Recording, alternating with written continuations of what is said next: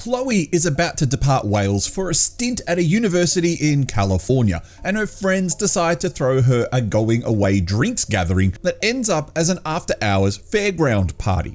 But living at the fairgrounds is a very mad scientist and his two weird creations, a mouse and a bear. The mouse, affectionately known as the killer, is killing random people and bringing their body parts back to the scientist, who is attempting to create a bride for him, similar to what Dr. Frankenstein did. But Chloe, being a typical Welsh woman who is stubborn, tough, and hard to understand, takes matters into her own hands to stop these monsters after they've killed all her friends and father. So, she's a bit late to the party to save everyone, which I suppose we would have ended up with a much different and shorter movie had she had stopped the killer and his bear friend earlier. And yes, for some odd reason, Winnie the Pooh is in this movie. Technically, this is the second so-called Mickey Mouse movie to be widely released, with Screamboat and I Heart WILLIE not widely available just as yet, but they have both of them had theatrical runs.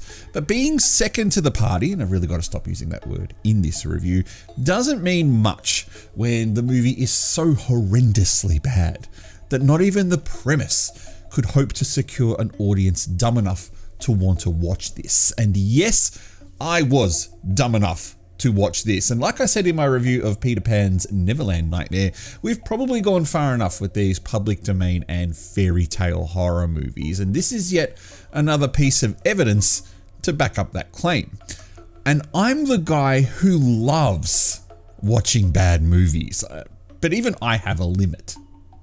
It is the continuity and technical problems of the movie that just killed it from me. From the terrible acting from some of the cast, and it is so bad that the subtitles of the film have a hard time even keeping up with what some of the people say, and other times it just puts the word inaudible there because it just doesn't understand what the characters are saying.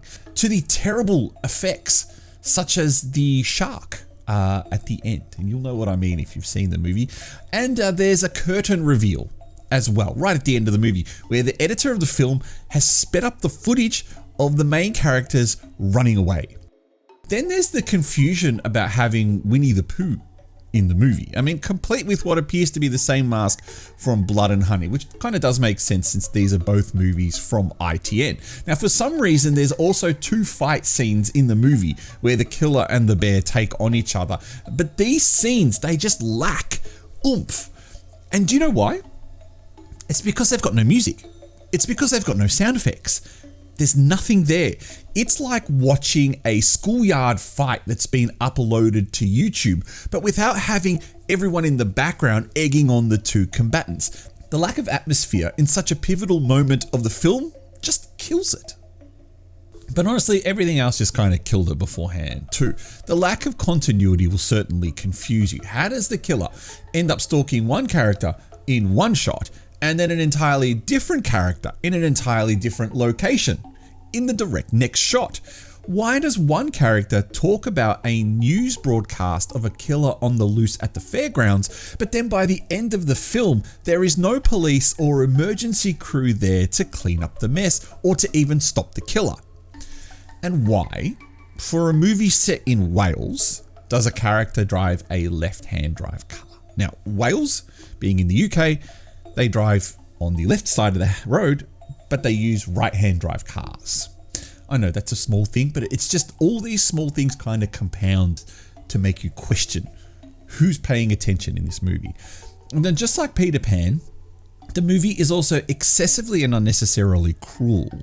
And like that film, it could have been any other slasher movie with a completely different set of characters, and it probably would have been a better movie. Instead, they decided to shoehorn a couple of other well-known characters, but they're just barely recognizable. So using my patent pending ghost rating, which stands for great horror or stupid trash, I will give this 1 ghost out of 5. That's higher than Peter Pan scored, which scored 0 ghosts out of 5. Now, it's a dumb movie. It's a really, really dumb movie. The only highlight for me, this sounds bad, was at the arcade scene where I'm pretty sure I spotted a crazy taxi machine in the background. And a kind of have to admit, the guy who plays the killer, he does a pretty good job in the scenes where he's not actually killing people, where he's kind of dancing and prancing around the scenes. I kind of believed it. I thought that was pretty good. But for everything else, I don't know. Look, the movie's available on Tubi if you want to go watch it. There's a link in my Substack review if you want to check out the film on Tubi. I know I'm not recommending you watch it, but hey, make up your own mind. Go check out the film. You might enjoy it. I'm the Artie Dans. You are watching Shockmania. Thank you so much for tuning in. Thank you for watching this review. If you've seen Mouse of Horrors, or The Mouse Experiment, as it was also known as, leave a comment below with your thoughts. Otherwise, like, subscribe, all that other shit, and I will catch you next time.